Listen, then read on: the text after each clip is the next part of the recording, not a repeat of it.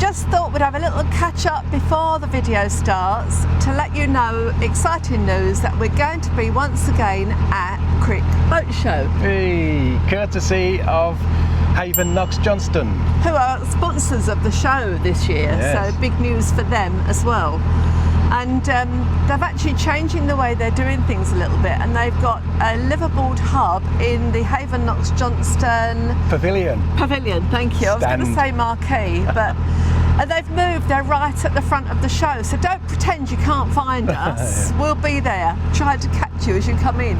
We'd love to see you. Old faces, new faces. If you're thinking of buying a boat, if you've already got a boat, you'll be more than welcome anyway. There'll be some giveaways. Bring your dog to get your doggy bandana, and we'll look forward to seeing you there. Yeah, there's some good treats on the stall this year, or on the stand this year. And Haven Knox Johnston has also made a little booklet all about living aboard boats. We've had a little bit of input in that and gone through it, and they've put some quotes from us in there. So yeah, come and grab a copy, say hello to us, and we'll see you there, hopefully. We will see you there.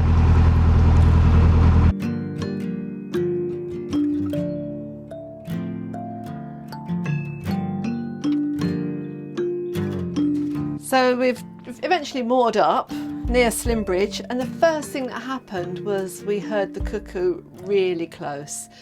Both went out with cameras and binoculars. Rich saw the cuckoo really closely. I didn't, once again. Not close enough. I need a bigger lens, Fran. Yeah, oh, does he? But anyway, I've come in to get some cooking done while I'm thinking about our boat life. We're having chilli, by the way, which is anything left over in the fridge going into chili con carne, chili sin carne for dinner.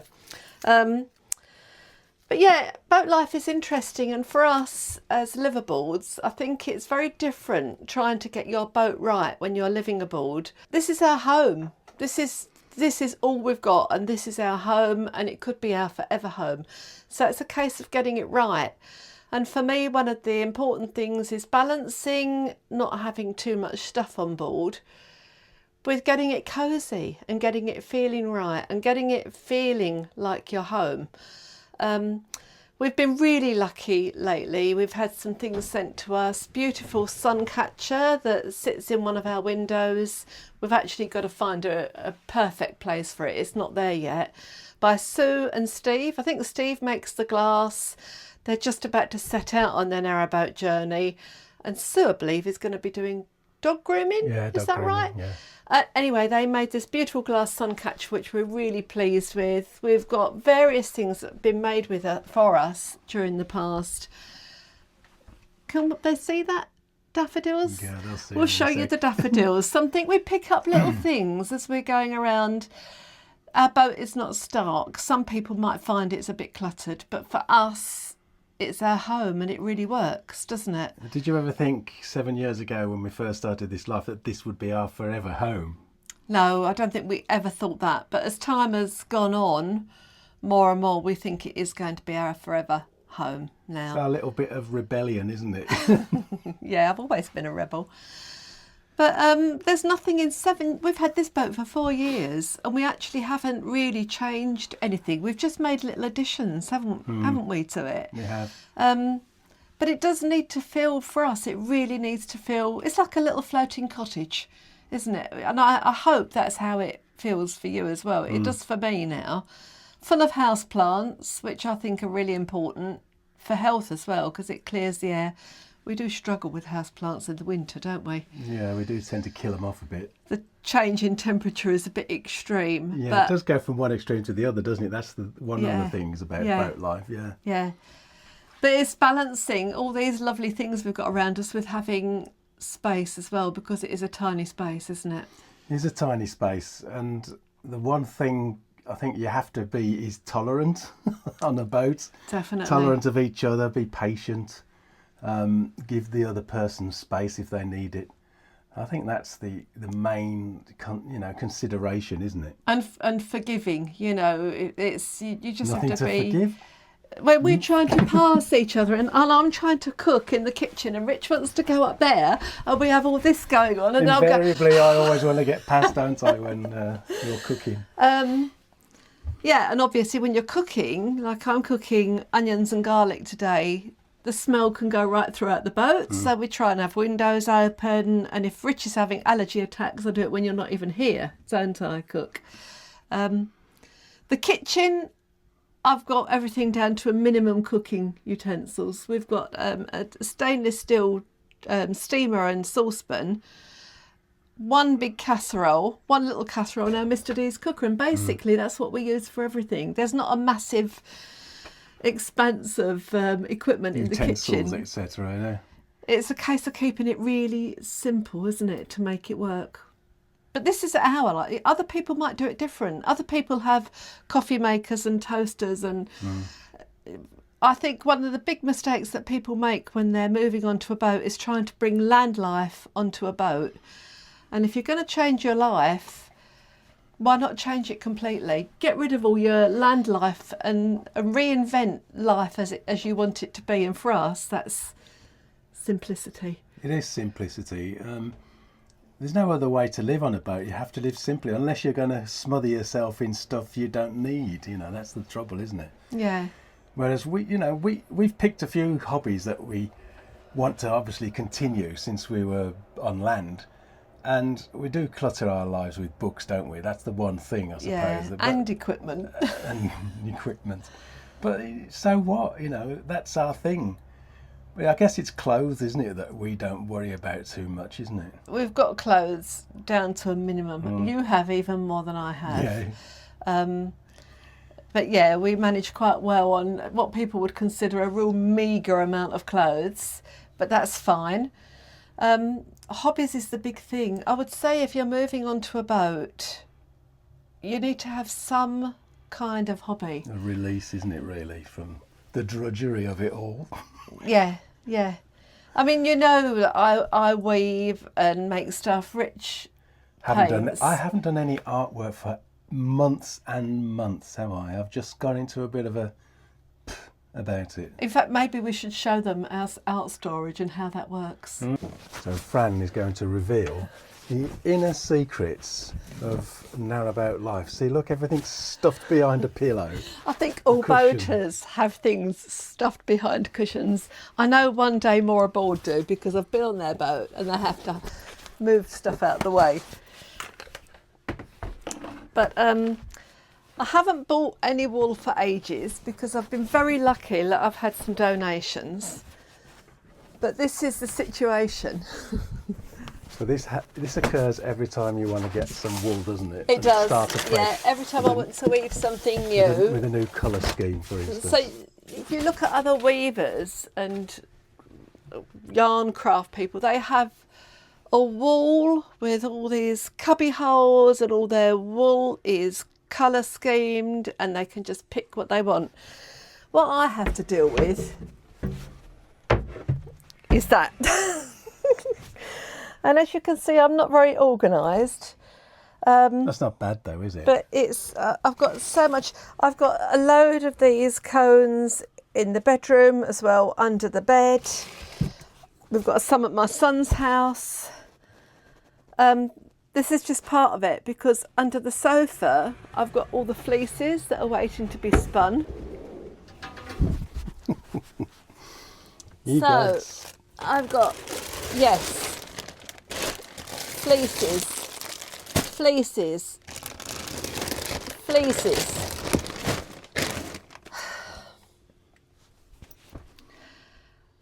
What can I say? I don't buy, I'm not allowed, and I don't allow myself to buy any more wool until this is all dealt with.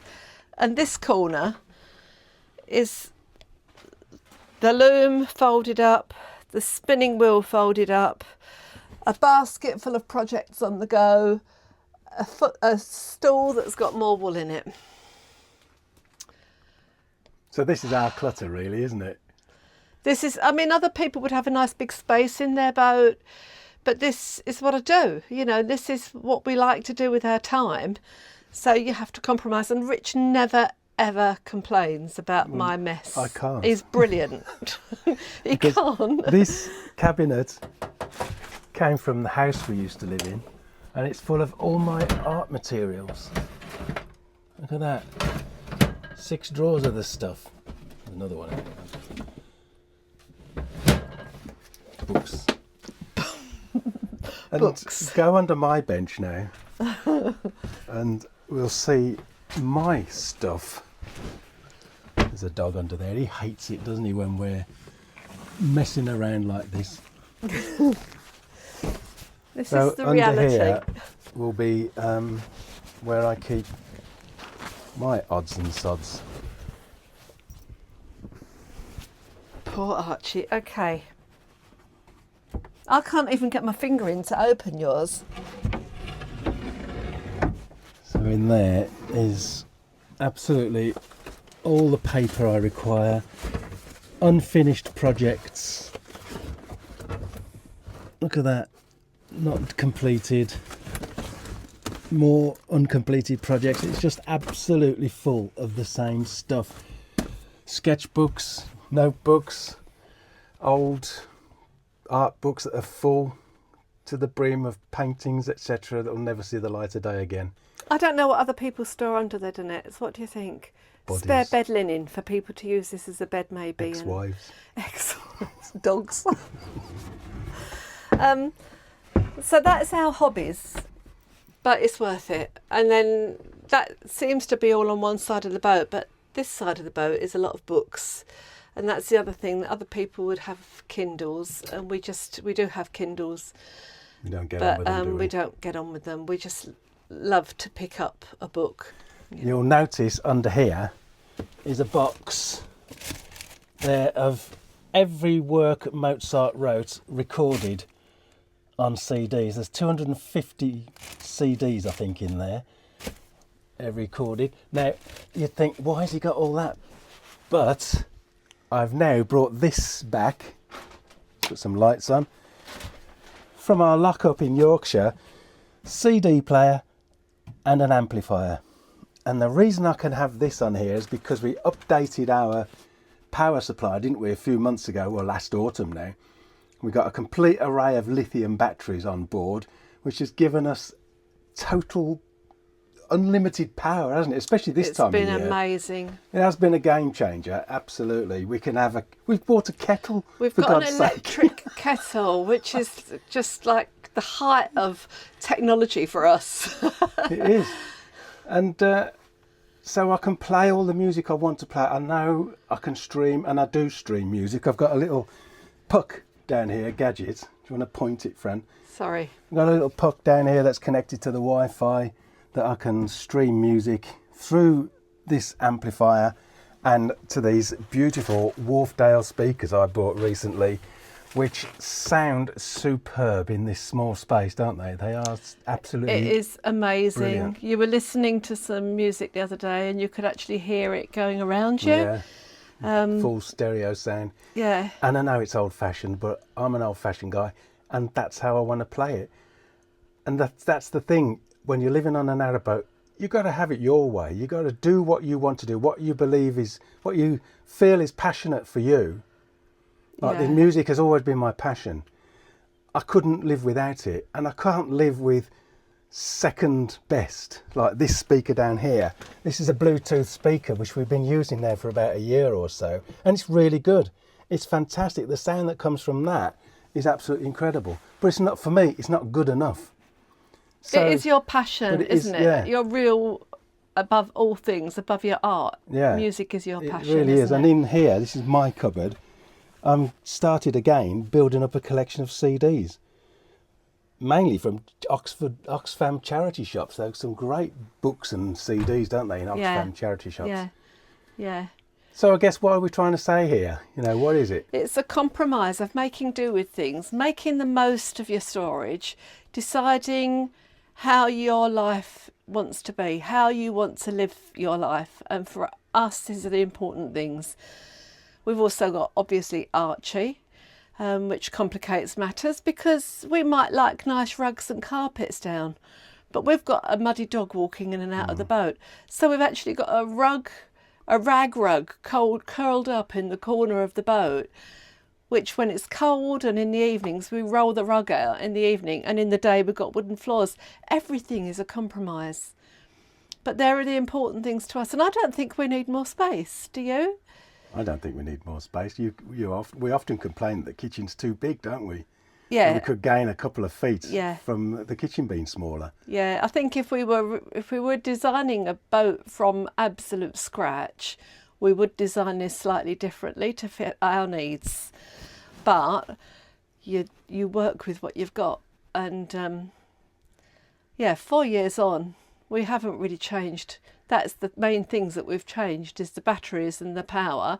Cosy lighting, once we got the batteries sorted out, we bought this hanging lamp, which is really lovely in the winter, and we've got another little light in the corner, which makes it really cosy.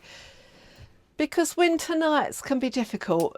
We're not ones to we're not comfortable with having loads of candles on the boat, and I know some boaters have gas lamps, which I think look really, really lovely, or oil lamps, but we're just not comfortable with the safety aspect of that, are we? Yeah. And I'm not sure that our insurance company would be that happy either, I don't know. But yeah, this is a reality. One of the things that we wanted was, we didn't want to have a bed that we had to make up at night or pull out or mess about with. We just chose to have a fixed bed. We wanted the safety of getting in and out, and just wanted to be able to walk around. So this is a standard double bed, and it feels huge to us.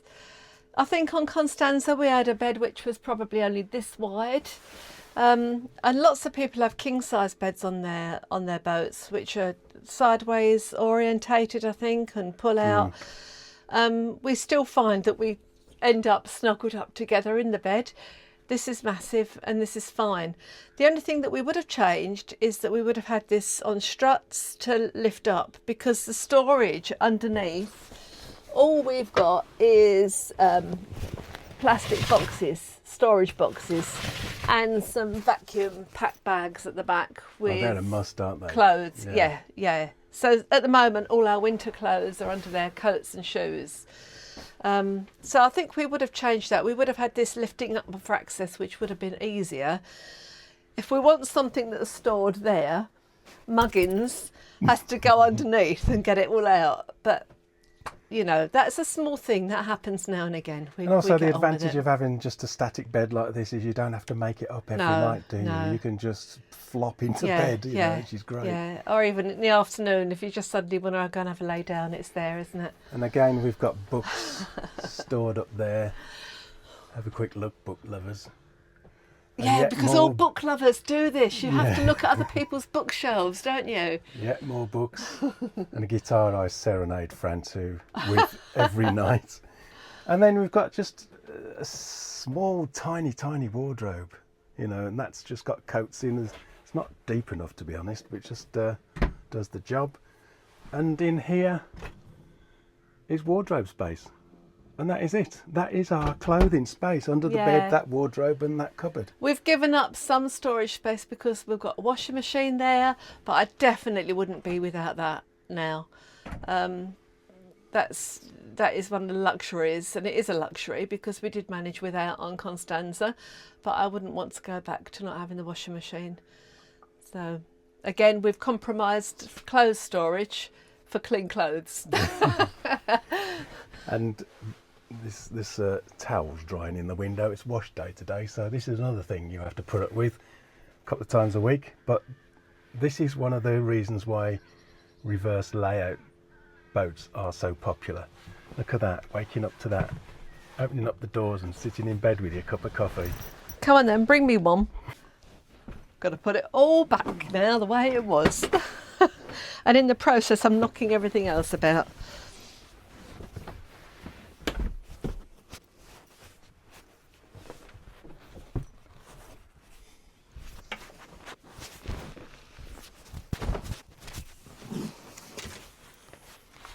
This is a bit like gardening, isn't it? I've always said that gardening is my socks.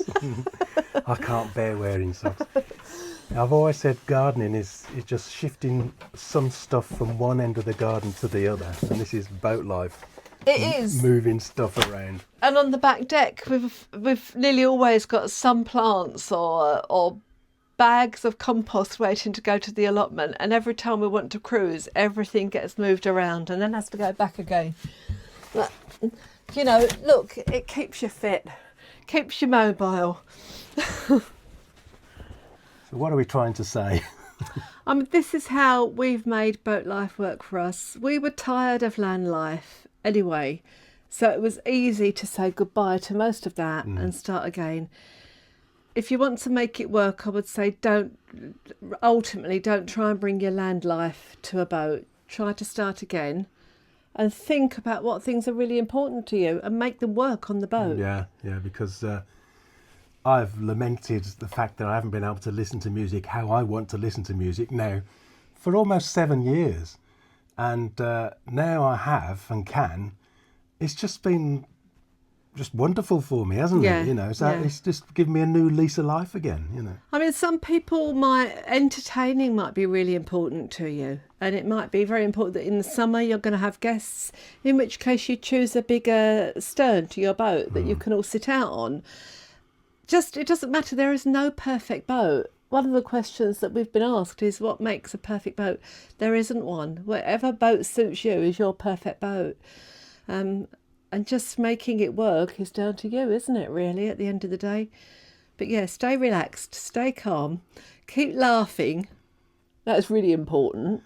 Yes, keep smiling through and through. And yeah, that's us. It's not a perfect life either. It's sometimes this life gets us both down and we think, what on earth are we doing?